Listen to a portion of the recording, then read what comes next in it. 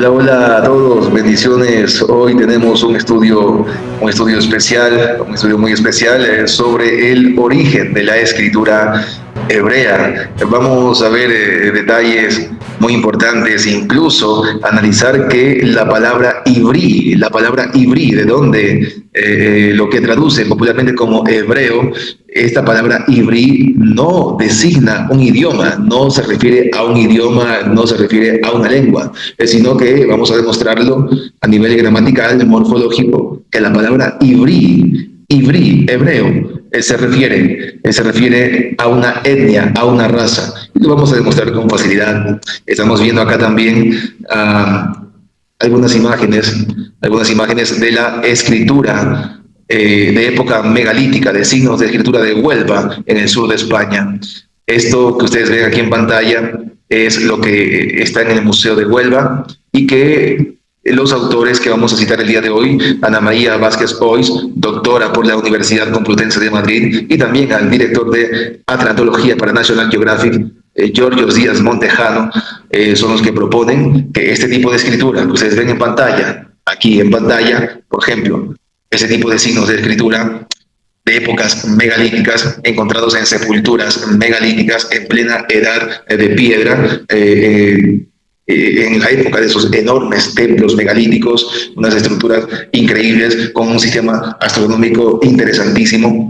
En esas épocas es que se data este tipo de escritura, es decir, este tipo de escritura que se encuentra aislado, diría yo, en el Museo de Huelva. Este tipo de escritura está datado entre el 3500 al 4000 antes de Cristo, es decir, unos cientos años más viejo, más antiguo, signos de escrituras más antiguos que los mismos sumerios, cuneiformes y jeroglíficos egipcios. De hecho, la autora, aquí abajo, ustedes pueden observar, quizás la tipografía no se vea muy bien por ahora, pero aquí están los signos de Huelva. La autora, aquí la doctora Ana María Vázquez Ois, nos otorga más o menos el cuadro para darnos cuenta en qué época, en qué fecha se asigna ese tipo de signos de escritura de Huelva. Y ustedes ven en pantalla, están más viejas que las mismas sumerias, fenicias, egipcias. Aquí abajo ustedes van a ver, en cambio, este es el cuadro, que nos presenta el director de Atlantología, referente a la evolución del fenicio, la evolución del cananeo al hebreo, pero a través del moabita, porque vamos a demostrar, y se ha demostrado arqueológicamente, históricamente, también que los antiguos hebreos, según la misma Biblia y también la arqueología, la historia, los antiguos hebreos, sin problema alguno, como todos los demás semitas, adoptaron la escritura cananea. Ese alefato cananeo, también la morfología, en gran parte la sintaxis, la forma de comunicarse, era exactamente la misma, con sus diversas características como todos los pueblos. Quiero que ustedes presten atención, luego vamos a regresar a esto, pero quiero que ustedes le presten muchísima atención a los signos, a las letras que ustedes ven aquí del cananeo fenicio hacia el hebreo a través del moabita, porque repito, todos los semitas, hebreos, moabitas, edomitas, madianitas, etcétera, adoptaron la lengua de Canaán según la misma Biblia hebrea, ojo, según la misma Biblia hebrea, y además adoptan la escritura cananea.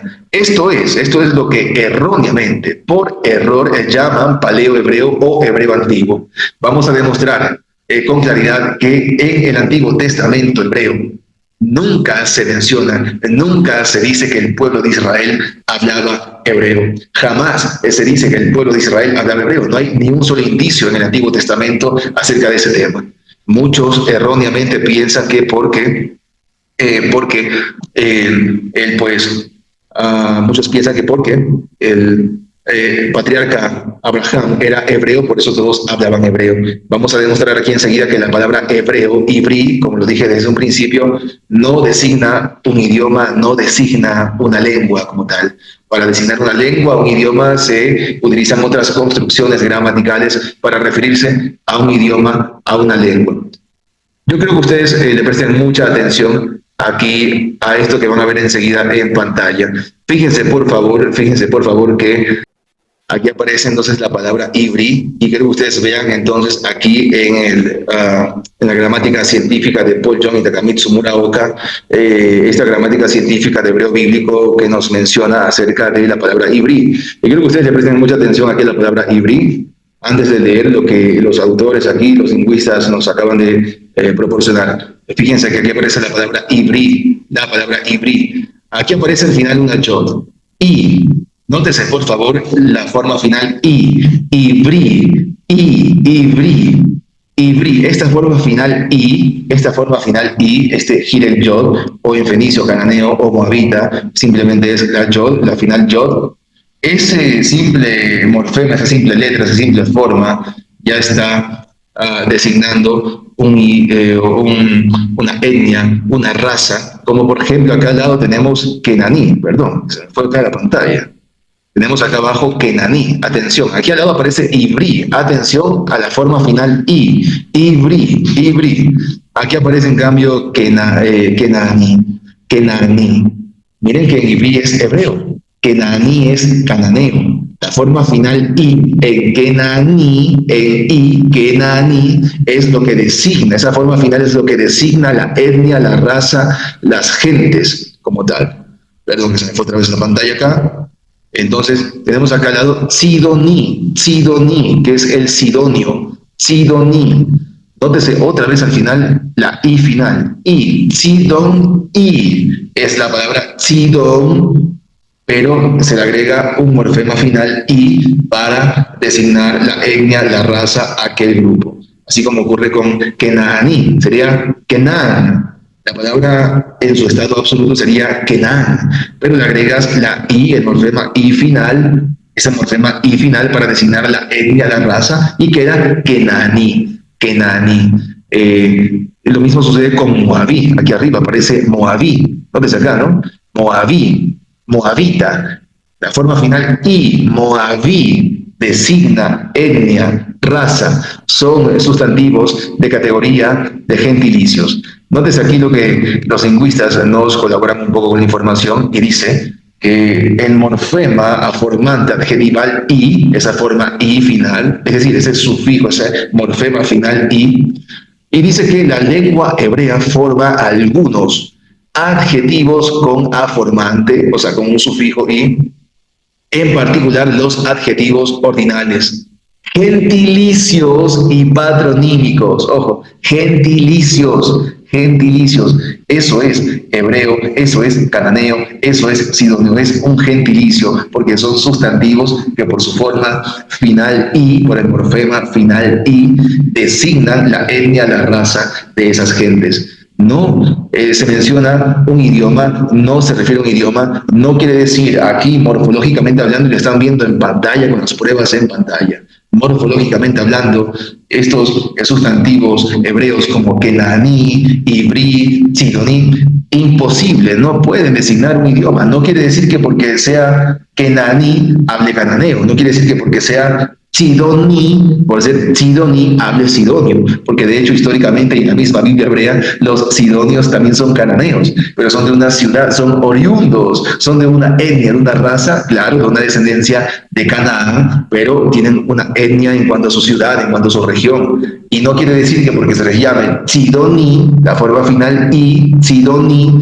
ellos hablen sidonio. Históricamente no hablaban sidonio, hablaban cananeo, hablaban la lengua de Canaán. Los sidonios, que eran cananeos, hablaban la lengua de Canaán. Entonces, no por ser sidoní, hablaban sidonio. No por ser ibrí, hebreo, ibrí, hablaban hebreo. Porque morfológicamente hablando es imposible, según lo que vemos en pantalla. Miren, quiero que ustedes observen aquí abajo cómo es que la Biblia hebrea, se refiere, o qué es lo que la Biblia hebrea usa, para referirse a los idiomas, a las lenguas. Y aquí vamos, como se dice popularmente, a matar a dos pájaros de un tiro, porque aquí vamos a ver cómo se forma o cómo se refiere la Biblia hebrea al plantear un idioma. Cuando la Biblia hebrea quiere hacer referencia sobre un idioma, sobre una lengua específica, utiliza una construcción diferente a la que vimos hace un momento en pantalla. Aquí tenemos el texto hebreo de Génesis capítulo, Isaías capítulo 19, verso 18, dice, Vayom Jahu, Yihyu Hamesh Arim Be'eretz Mizrayim, Metaperot, Sefat Kenan. Aquí está, Sefat Kenan. Aquí las traducciones, no sé cómo lo habrán traducido, pero el texto hebreo traduce Bayom Jahu, dice en aquel día, Yehyu Hamesh Arim Eretz Mitzrayim, dice Abraham, 5 ciudades en la tierra de Egipto, coma, y hay un acento disyuntivo sobre la res, coma, que van a hablar, Medaberot, que van a hablar Sefat Kenan. Es decir, van a hablar estas ciudades egipcias, 5 ciudades conquistadas por Judá, y atención, por eso digo que aquí vamos, entre comillas, a matar a 2 pájaros de un tiro, porque primero estamos viendo que la frase lengua de Canaán, para referirse al idioma de Canaán, se construye de forma diferente. Sefat Kenan es una cadena constructa. Entonces ya sabemos que para la Biblia hebrea, cuando se refiere a un idioma o una lengua, nunca utiliza la forma final i, como por ejemplo ibrí, kenaní. No, para nada. Aquí en el verso 18 está hablando de la lengua de Canaán. Y nótese que aquí la palabra Canaán está en su estado absoluto. Kenan, no está kenaní. Pero el autor de la Biblia hebrea, para referirse a la lengua de Canaán, no ha alterado la palabra Kenan. La ha dejado en su estado absoluto, no le ha agregado la forma final i, es decir, no ha hecho lo que ustedes ven aquí en pantalla, no le ha puesto kenaní, eso no aparece en el texto hebreo de Isaías 19, verso 18. Aquí, para referirse a la lengua de Canaán, al idioma de Canaán, está utilizando una cadena constructa, es decir, 2 palabras, 2 sustantivos, donde el primero se construye sobre el segundo y se produce una preposición entre los 2. Por tanto, es una construcción diferente la que utiliza la Biblia hebrea para referirse a los idiomas, a las lenguas, como vemos aquí en pantalla. El otro pájaro al que hemos atinado el día de hoy es que el contexto de Isaías capítulo 19, el verso 18, el contexto está hablando de las ciudades dominadas, conquistadas por el reino de Judá, Y está diciendo el autor, que esas 5 ciudades egipcias, que serían en contexto dominadas por el reino de Judá, por hebreos como tal, dice que esas ciudades dominadas por esos hebreos, por esos judíos, por ese reino de Judá, hablarían la lengua de Canaán, Sefat Kenan. Hablarían la lengua de Canaán. No dice que van a hablar hebreo, no dice que van a hablar judío, no lo dice que van a hablar la lengua de Canaán. Es decir, la misma Biblia hebrea no está diciendo que esas ciudades egipcias conquistadas por los hebreos hablarían hebreo. Eso no dice el texto hebreo. Todo lo contrario, dice que hablarían la lengua de Canaán. Y imagínense, nosotros ver en arqueología, ver en inscripciones, en lugares dentro de Israel, del corte judío, del corte israelita, por decirlo así, vemos muchas referencias e inscripciones de la escritura cananea, que muchos erróneamente, por error, llaman paleo-hebreo o hebreo antiguo, cosa que nunca aparece ni siquiera en la Biblia hebrea. Entonces, es un poco intrigante y a veces preocupante pensar que los hebreos de la Biblia no hablaban hebreo, cuando no hay ni una sola referencia en la Biblia hebrea que esos hebreos hablaban hebreo. Y ya sabemos que hebreos, o en singular hebreo, ibrí, se refiere a una etnia, a una raza, a un grupo de gentes, de alguna localidad. Entonces vemos que incluso las ciudades conquistadas por los hebreos no hablarían hebreo, hablarían la lengua de Canaán. Entonces, vamos a ver aquí enseguida, por favor, algo que quiero que ustedes tengan presente también, ¿sí? Esta es la morfología del sustantivo ibrí. Y es interesante porque la palabra ibrí, creo que se lo dije al principio, deriva de Eber. Eber es el nombre propio del patriarca, pero también es un adverbio de lugar. La palabra Eber, al ser un adverbio de lugar, significa más allá o significa otro lado, se refiere al más allá. Yo les decía hace un momento, recuerdan esta escritura, segundito.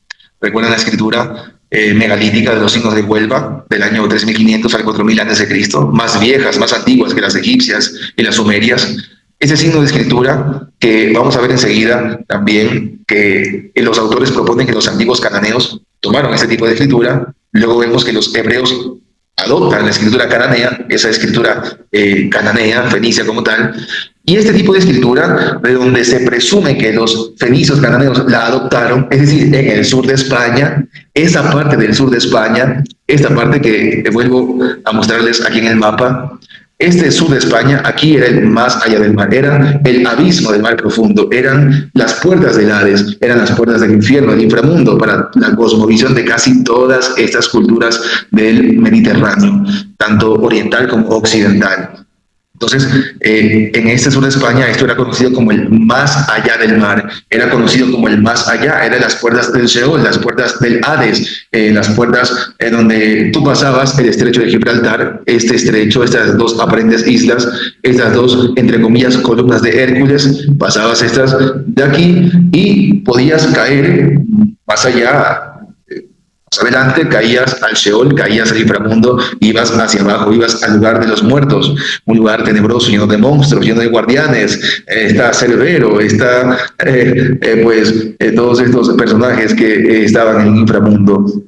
Entonces, aquí en este sector, en el más allá del mar, en el más allá del mar, es donde se encuentran estos signos de escritura. Es decir, se los encuentra en el fin del mundo. Se los utilizaba, se los manejaba, se los realizaba, este tipo de signos de escritura, se comunicaban los turdetanos, según los historiadores clásicos como Estrabón y Polibio. Estos, por miles y miles de años, esta gente del sur de España utilizaron estos signos de escritura, o por lo menos se comunicaron de esas maneras, de esas formas, por varios miles de años, tenían prosas, leyes versificadas por más de 6.000 años de antigüedad, o sea, 6.000 años antes de Cristo, concuerdan por completo con estos signos de escritura, claro que sí, y esto sucedía, pasaba, era en el fin del mundo, en el más allá. Todo esto se encontró, todo esto sucedía, todo esto se habló, todo esto se produjo en el más allá del mar, en las puertas del Sheol, es decir, en el sur de España, para el mundo antiguo.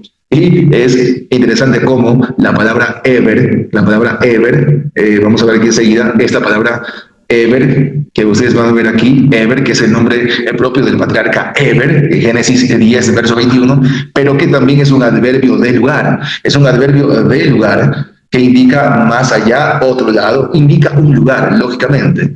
Entonces, es increíble que esta palabra Eber significa en sí más allá. Y los hebreos, los ibrim, o en singular ibrí, son esos del más allá. Trata de entender el autor que son esos que son de otro lado, del más allá. Posiblemente se esté haciendo referencia en la Biblia hebrea a que estos descendientes de Noé, de Abraham, etcétera, de Eber, por ejemplo, venían del más allá, porque resulta que en la Biblia hebrea, en el texto hebreo del Génesis, el Gan Eden, por ejemplo, el Gan Eden dice que fue plantado Mikeden desde antes de todas las cosas. Es lo que erróneamente traducen como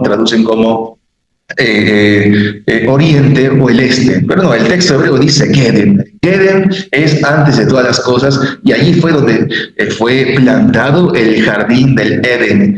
Es decir, está en el cielo. Para la tradición judía, para el Nuevo Testamento, el jardín del Edén estaba en el cielo. Lo mismo sucede para el mundo antiguo. El jardín de las Hespérides, lo que era Heliópolis contra esta serpiente Apis y el árbol, todo eso pues no sucedía literalmente en la tierra, eran lugares que estaban fuera de la tierra. A eso agregarle que para el mundo antiguo las cumbres, las cimas de las montañas era uno de los cielos. Recuerden que había diversos cielos para el mundo antiguo, sobre todo para los hebreos, para los semitas, y concordaban en eso también. Para muchos puede ser extraño y decir cómo rayos puede ser el jardín del Edén estar en el cielo, como puede estar en el cielo, cuando había un camino que te llevaba hacia él y hacia el árbol de la vida. Estaba un camino que te llevaba hacia el árbol de la vida y ahí estaba custodiando un mensajero, un querub, etc. y no los dejaba pasar. La espada iba de un lado a otro, era imposible pasar a ese camino del Gan Eden que te llevaba al árbol de la vida.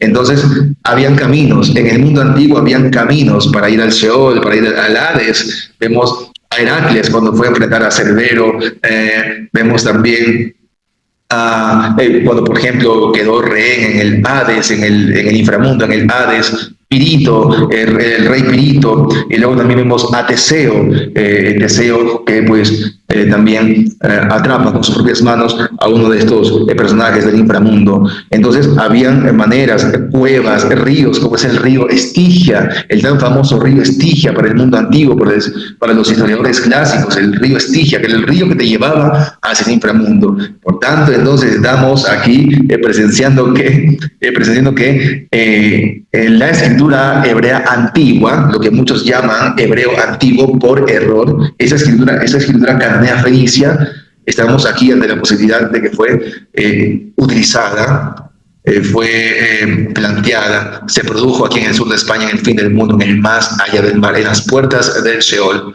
Eso lo vamos a demostrar más adelante, citando varios historiadores clásicos de la antigüedad, para que ustedes puedan observar cómo el mundo antiguo veía el sur de España, el fin del mundo, el más allá del mar.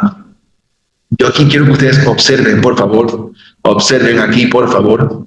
Vamos a demostrar ahora entonces que la palabra Eber es un adverbio de lugar y que también corresponde al nombre propio del patriarca Eber. Antes de demostrarles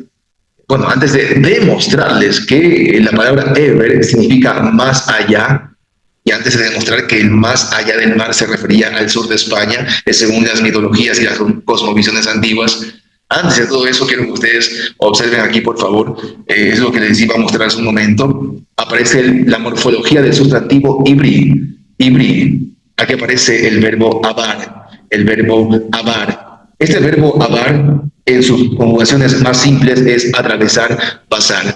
Luego puede ser una conjugación jifil, se convierte en doblemente transitivo, pero tiene el mismo concepto de atravesar, pasar. Pero va a necesitar complementos para entenderse. Abar es el verbo abar, atravesar, pasar. Lógicamente, el sustantivo eber, este sustantivo segolado, es una categoría nominal hebrea segolada. Esta palabra eber es un adverbio de lugar, que significa más allá, al otro lado, pero también es el nombre propio del patriarca Eber. Es que de allí deriva la palabra ibri. La palabra ibri es el sustantivo eber, este adverbio del lugar eber, es pero con un morfema final ibri. Bueno, aquí no dice ibri, está mal vocalizado, pero aquí lo tenemos abajo. Se le agrega la el yod, la i final a ibri. Las vocales anteriores de eber se van reduciendo poco a poco por el alargamiento final. Pero la palabra ibri, repito, atención a esto, la palabra ibri, que es un adverbio, deriva de un adverbio del lugar eber. Entonces, ibri no deriva del verbo abar, atravesar, pasar, sino que ibri deriva del sustantivo, o en este caso adverbio del lugar Eber, que también es un nombre propio del patriarca Eber en Génesis capítulo 10, verso 21. Claramente, el autor de la Biblia hebrea está haciendo referencia a la descendencia de este patriarca Eber. Este patriarca Eber que tiene un nombre, el patriarca Eber tiene un nombre que significa más allá. Es un nombre del más allá, es un nombre del otro lado. Ibri, o en plural, Ibrim, como ven aquí en pantalla, Ibrim, hebreos, entonces designan, morfológicamente hablando, una etnia, una raza, y son los del más allá, los del otro lado. Repito, posiblemente haciendo referencia a sus orígenes en el jardín del Edén, que no quedaba en la tierra, sino en el cielo, según el texto hebreo del mismo Génesis, porque el texto hebreo de Génesis nos habla con claridad, nos explica con claridad que ese Gan Eden, ese terreno, ese lugar no estaba en la tierra como tal.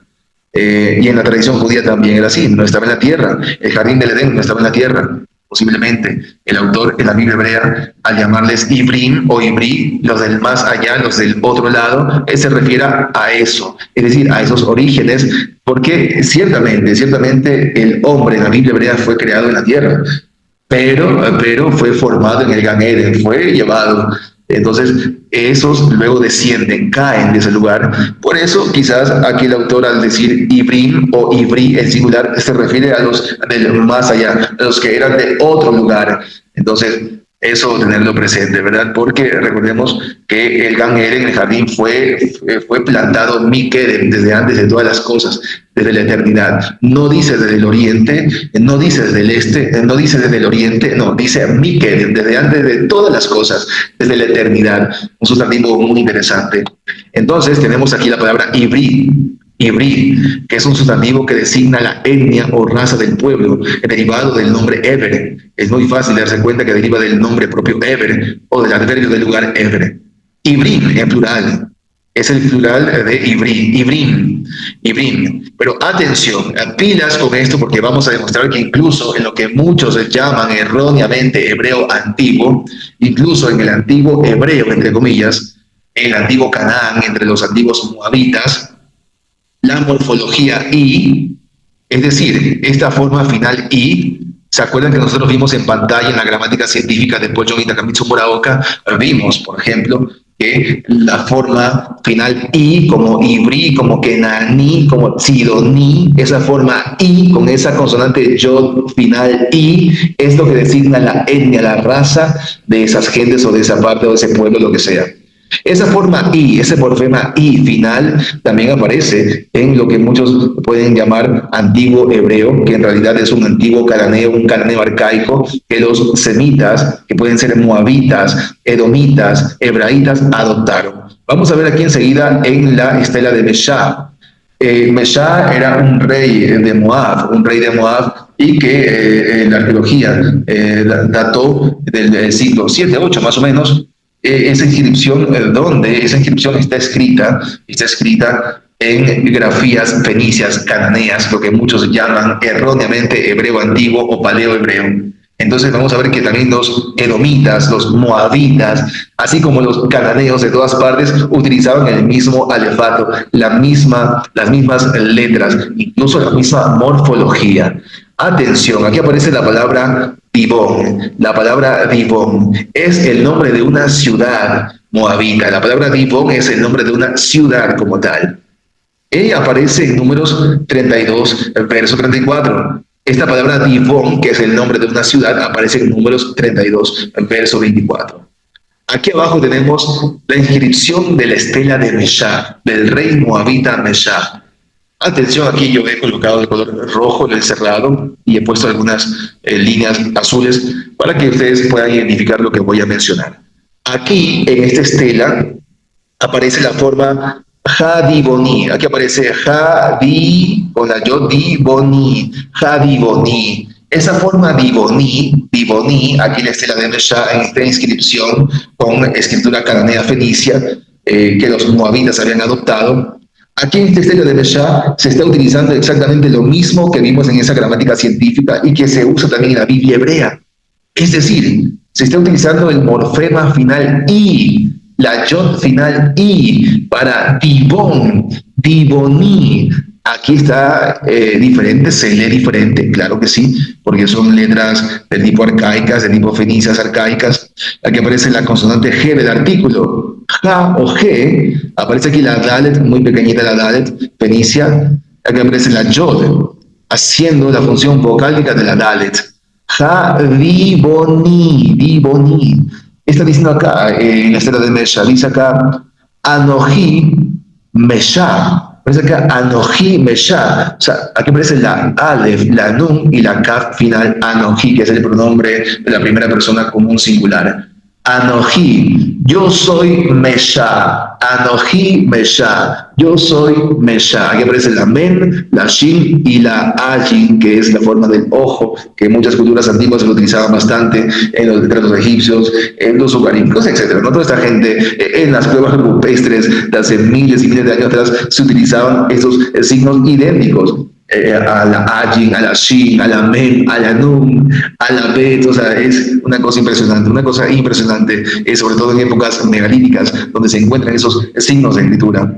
Entonces aquí dice en la estela de Meshá, Anoji Meshá, Ben Kamash, o Ben Kamash, o Ben Kemosh. Dice que yo soy Mesha, hijo de Kemosh. Y luego dice acá, Bemelech Moab, es decir, y también soy rey de Moab. Y acá aparece Ja Diboni, yo soy rey de Moab, el Dibonita. Aquí el rey de Mesha está diciendo cuál es su etnia, cuál es su raza, y dice que él es Jadiboni. Lo voy aquí a encerrar otra vez. Aparece Jadiboni. Repito que aparece el constante G del artículo determinado cananeo, la Dalet fenicia cananea, la Yod fenicia cananea, la Bet, y al final aparece la Nun con la Yod, aparece el morfema final Yod I, Diboni. Es decir, hermanos, ustedes están viendo la palabra hebrea de Números 32, verso 34, Dibon, la están viendo aquí abajo, en escritura cananea fenicia de la estela de Mesha, es esta escritura que los semitas, moabitas habían adoptado, igual que los demás hebreos, edomitas, madianitas, etc. Eso es, hermanos, demostrando que incluso, no solamente en la Biblia hebrea, morfológicamente hablando en la Biblia hebrea, la palabra ibrí, enaní, sidoní designan una raza, una etnia, y no designan un idioma o una lengua. Y lo hemos demostrado también en lo que muchos llaman erróneamente hebreo antiguo, paleo-hebreo.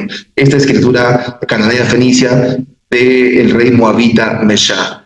Entonces hemos demostrado incluso en estas inscripciones antiguas la morfología de la palabra ibrí en comparación con otros sustantivos idénticos que designan etnias, designan razas.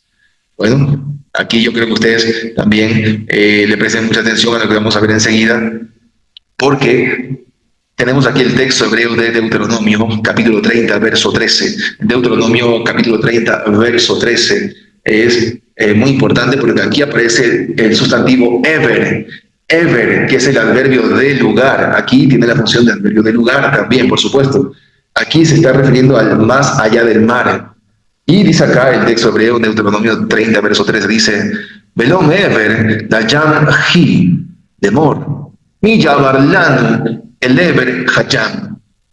Dice acá, ¿no? Que nunca, que como que no está más allá del mar. Acá aparece, Velom ever, dayam hi, no está más allá del mar, dice acá, no está más allá del mar, para decir Villa Barlano, que aparece, Villa Barlano, o sea, ¿quién nos hará atravesar?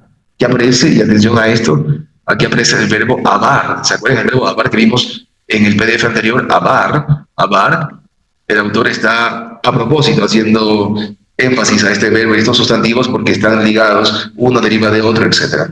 Entonces, aquí aparece el verbo abar en una conjugación cal, tiempo imperfecto chictor, mi yabarlan. Es decir, ¿quién nos hará atravesar el Eber Hayam hacia el más allá del mar? El Eber Hayam hacia el más allá del mar. Es importante este contexto porque, atención, pilas con lo que les voy a decir, atención, porque este contexto en el Nuevo Testamento, es una profecía referente a la obra del Mesías. Se refieren a la resurrección de Jesús en el Nuevo Testamento. Es decir, este contexto de Deuteronomio, en Deuteronomio se lo utiliza en el Nuevo Testamento para referirse a la profecía de la muerte y resurrección de Jesús. No es descabellada la idea para nada, porque para cualquier semita, cananeo, griego, anatolio, egipcio, mesopotámico, es decir, babilonio, asirio, cualquiera de ellos, y pueblos itálicos, etcétera, para todos ellos, el más allá del mar era, otra vez les muestro, el más allá del mar, que la misma Biblia hebrea en la Torá menciona el más allá del mar, era acá, en el sur de España. Esto era el más allá del mar. Cruzabas el estrecho de Gibraltar y más adelante caías directamente al Sheol, al inframundo. Entonces, esto es lo que sucedía. Acá están los hebreos. Vamos a poner un ejemplo. Vamos a poner un ejemplito acá. Aquí están los hebreos en esta región. Para ellos, más allá del mar era ver esto. Ellos veían el mar y el más allá del mar era largo para acá, al Sheol. Más allá del mar para todas estas gentes, y lo vamos a demostrar más adelante, en fuentes de historiadores clásicos y mitologías antiguas que el más allá del mar era el sur de España. Muy clarísimo, eso era algo que todo el mundo lo sabía en el mundo antiguo de esta región del Mediterráneo oriental y occidental. Toda esta región que ustedes ven acá, griegos, hititas, cananeos, hebreos, es decir, semitas, chipriotas, pueblos itálicos, bueno, todo lo que, todas las gentes acá de los africanos, por ejemplo, ¿no? Es una realidad. Para ellos, esta parte de España era el fin del mundo. Entrabas al Seol, al abismo. Entonces, nótese por favor que si regresamos acá otra vez, está diciendo, ¿no? Aquí aparece la palabra ever, el adverbio del lugar ever. Y aquí hemos demostrado dos cosas. Primero que la Biblia hebrea en la Torah sí habla del más allá del mar, tal como los pueblos antiguos también hablaban, que vamos a verlo más adelante.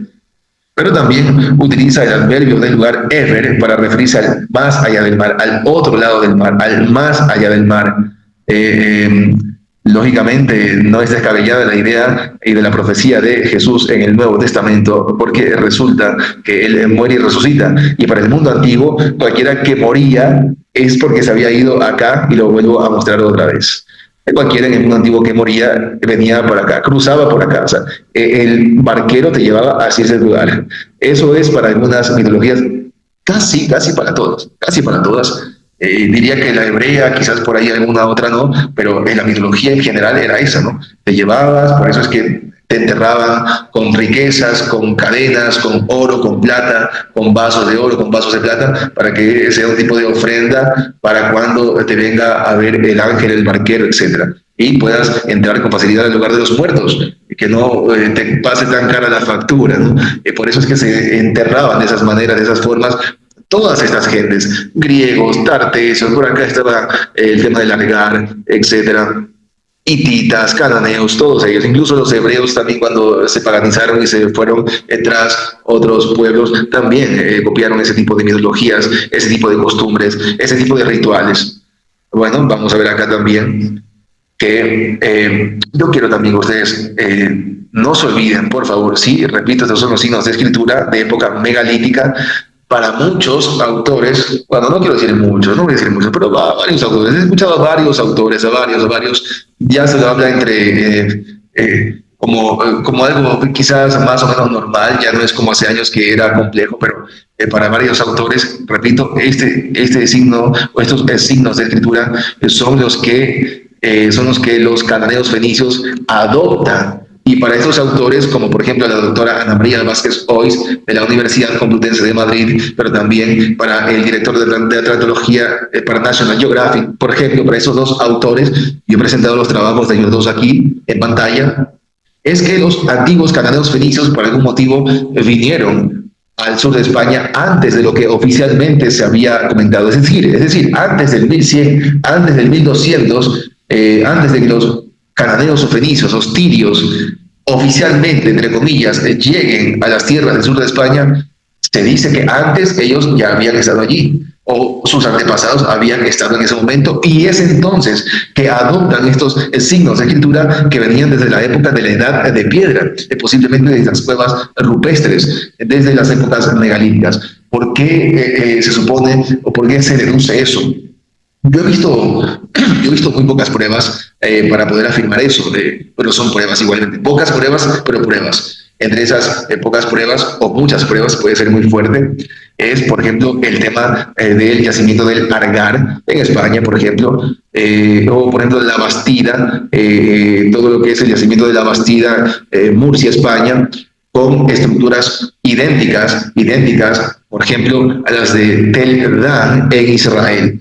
Esas estructuras de muros, de casas, también lo que producían, repito, en el sur de España hubieron yacimientos que producían los mismos elementos orientales de los hititas, de los cananeos, de esa gente de Oriente. Esta gente del sur de España, en estos yacimientos, en estas pequeñas ciudades amuralladas, en estas aldeas o macroaldeas amuralladas, esta gente tenía las mismas estructuras orientales en sus casas, en sus murallas, en sus ritos fúnebres, también en sus vasos, en sus platos, etcétera, en sus accesorios, en todo eso eran productos que aunque eran elaborados en esa región de España, eran productos idénticos a las decoraciones y a las formas de productos fenicios, cananeos, hititas, etcétera. Entonces, eso es una de las especulaciones, algo de lo que uno puede decir, ok, es por ese motivo entonces que los antiguos cananeos fenicios empezaron a adoptar este tipo de escritura. Es decir, ellos ya estaban llegando cientos de años atrás, antes del 1100, antes del 1200, es decir, antes de que supuestamente, oficialmente, los fenicios cananeos hayan llegado a España, porque se los registra más o menos en el año 1100, en 1200, por ahí en esas fechas, se registra que los fenicios cananeos fueron allá a Cartago, fueron al sur de España, colonizaron, eso es lo que se dice oficialmente, y es una realidad, es verdad, pero también hay indicios que los antepasados de esos tirios, cananeos, sidonios, hayan llegado, visitado, contactado a las culturas del sur de España, como vemos que Estrabón y Polibio mencionan gentes que llevaban miles de años con escrituras, con versos, prosas de más de 6.000 años, o sea, llevaban mucho tiempo. Y es posible que esta gente cananea, esta gente de Oriente, de allá de Canaán, de Líbano, haya llegado, repito, haya llegado antes de lo que oficialmente se ha dicho que llegaban los fenicios, y llegan y toman ese tipo de escritura. Las pruebas, repito, es comparando, por ejemplo, los yacimientos del Argar, los yacimientos de la Bastida en Murcia, España, con algunos yacimientos arqueológicos de estructuras, de ciudades, de macroaldeas, como lo son, por ejemplo, Tel Dan en Israel, con estructuras, con productos orientales idénticos a los del sur de España, de épocas más o menos 1500, 1400.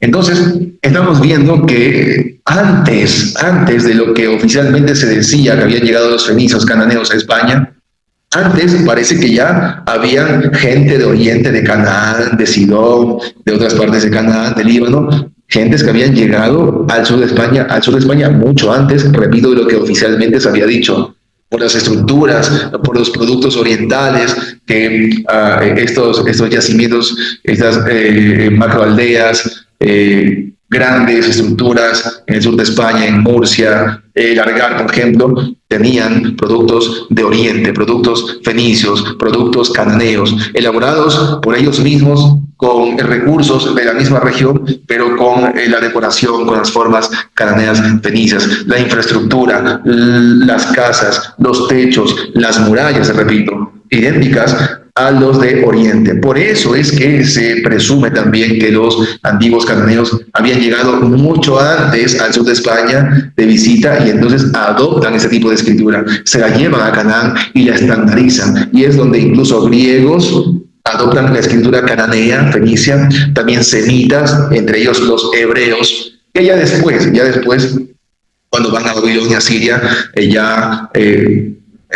colocan de forma más cuadrada esas grafías cananeas, porque el arameo de Babilonia, de Asiria, esa escritura aramea cuadrada, es igualmente derivada, por supuesto, del cananeo, del fenicio, de eso no cabe duda.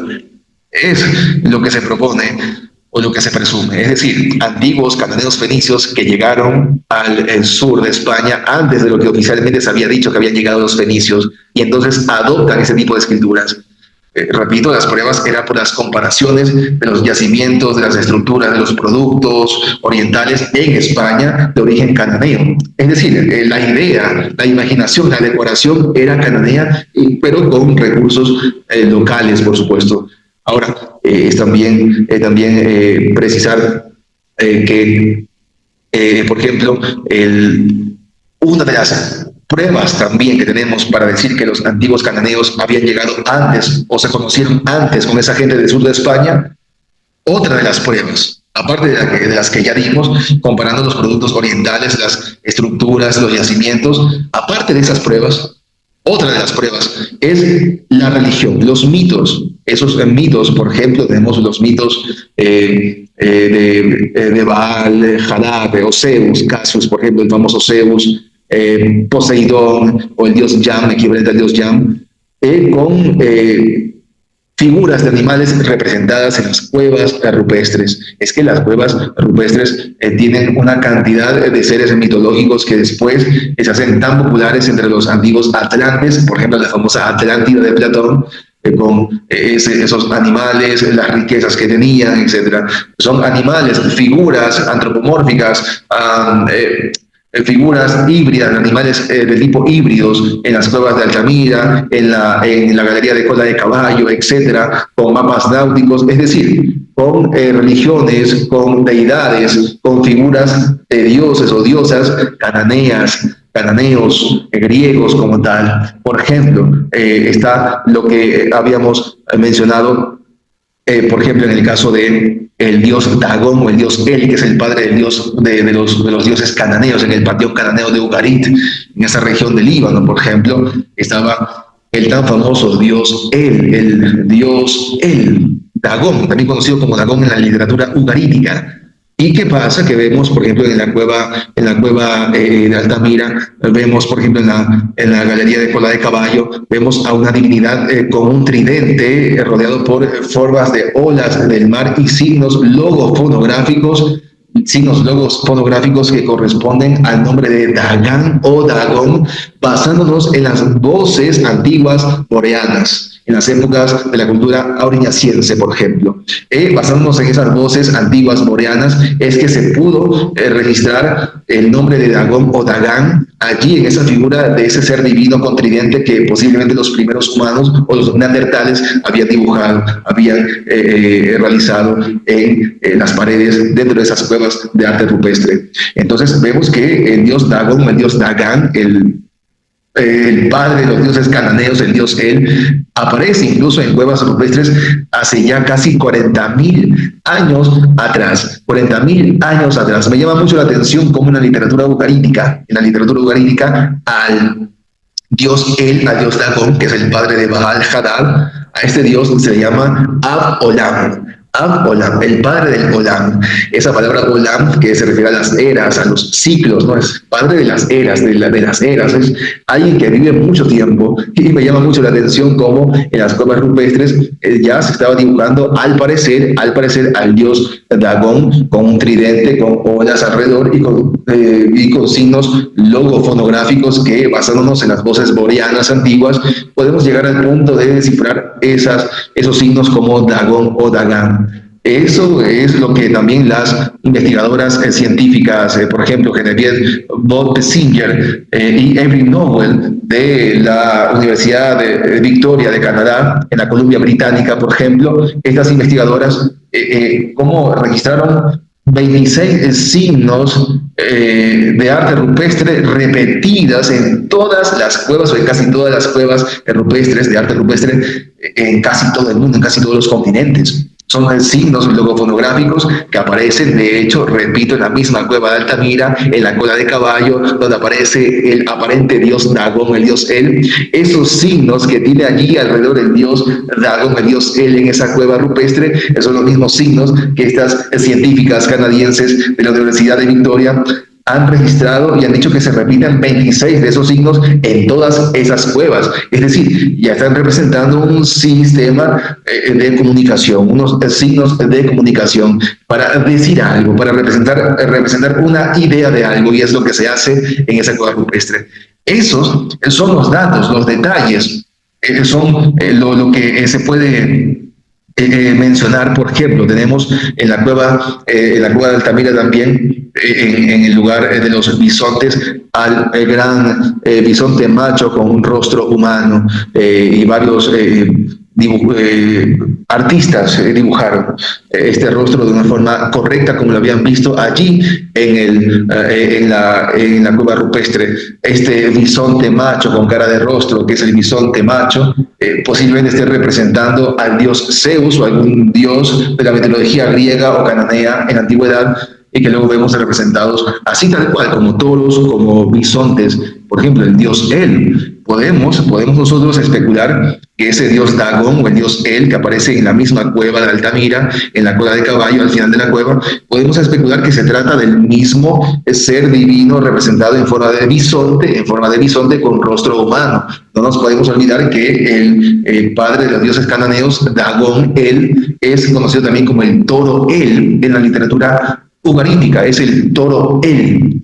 Y vemos cientos de años después en los yacimientos, por ejemplo, en los yacimientos, si podemos poner los ejemplos, en el sur de España, cientos de años después, ya mucho tiempo después, vemos la misma religión fenicia cananea, allí en el mismo sur de España, allí cerca de esas cuevas rupestres, con yacimientos de autóctonos del sur de España de esa época, adoptando la religión cananea, donde colocaban pieles de toro, por ejemplo, está el Turuñuelo, estamos viendo el yacimiento de El Turuñuelo, el yacimiento también de Cancho Roando, por ejemplo, con pieles de toro, con altares que tienen pieles de toro, o formas de altares con formas de piel de toro que representan o al dios El, al dios Dagón, o al dios Baal-Hadad, o al dios Zeus. Recuerden que antes las mitologías griegas, fenicias, cananeas, estaban juntas, eran casi la misma cosmovisión. Nunca me canso de decir esto y siempre estoy comparando y haciéndoles saber a todos cómo la teogonía de Hesíodo, la teogonía de la cosmovisión griega de Hesíodo, es idéntica a la cosmovisión o a la cosmovisión de San Juniatón. San Juniatón era un sidonio, un cananeo, que de él habla el historiador Filón de Gebal, Filón de Biblos.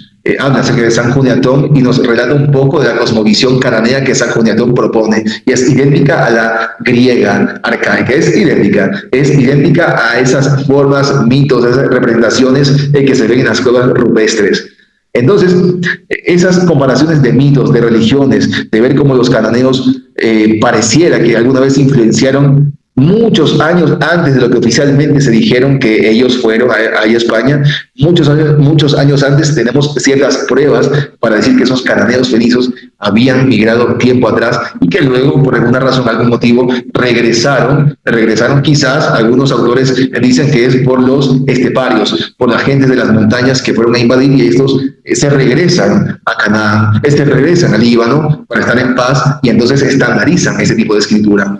Eso es pues un dato importante para entender un poquito mejor por qué motivo, por qué razón los antiguos fenicios y cananeos adoptan esa escritura y luego la llevan allá a Canaán. ¿Cómo pasó eso? Repito, pasó eso porque esta gente, según algunos autores y según algunas pruebas lógicas, fueron allá al sur de España, se comunicaron, hicieron negocios, vieron ese tipo de escritura, seguramente se contactaron, trabajaron con ellos.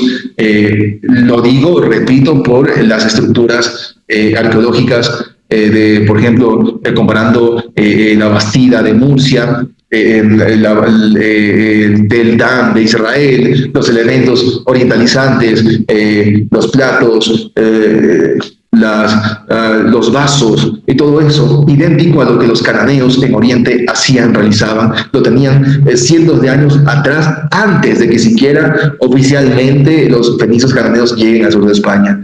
Entonces, tenemos muchas pruebas para afirmar que posiblemente los cananeos fenicios en la antigüedad fueron al sur de España, cuando quizás estaba en todo su apogeo, ¿verdad? Esta gente en el sur de España, esos cananeos fenicios adoptan esa escritura y la regresan, o bueno, la llevan a sus tierras, y entonces se estandariza, de donde nace también nuestro español, bueno, nuestro alfabeto español. Aquí yo creo que ustedes, quiero que le presten mucha atención, porque tenemos acá la historicidad de la escritura de los turdetanos, esta gente del sur de España, en esa región que luego se llamó Tartessus, una ciudad que hasta el día de hoy no ha sido encontrada, por lo menos la principal no ha sido encontrada.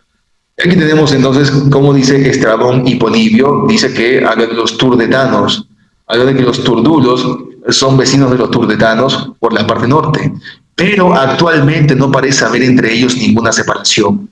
Dice que estos son los tenidos por más cultos de entre los iberos, hablando ya de España, de los iberos, puesto que no solo utilizan escritura, ojo, puesto que no solo utilizan escritura, sino que de sus antiguos recuerdos tienen también crónicas históricas, poemas y leyes versificadas de 6.000 años, según dicen. De 6.000 años, según dicen. Es importantísimo esto de acá, es muy importante. Pero bueno, el texto griego no dice según dice, ¿no? Según dice, no dice el texto griego en el relato de Estrabón. Pero es un tema aparte. No es parte de mi exposición el día de hoy.